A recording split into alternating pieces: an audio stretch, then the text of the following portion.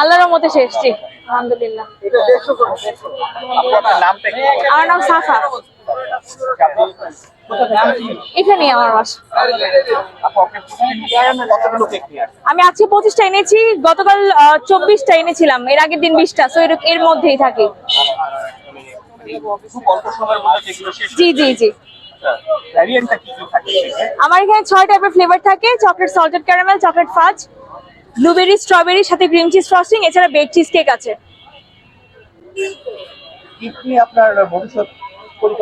আমার টার্গেটটা হচ্ছে যে এখন যেহেতু দেখছি কাস্টমার অনেক পছন্দ করছে, তো আমি চাই একটা দোকান দিতে আর কি, এটাই আমার টার্গেট। তো ওইটারই এখন আর কি পরিকল্পনা করছি।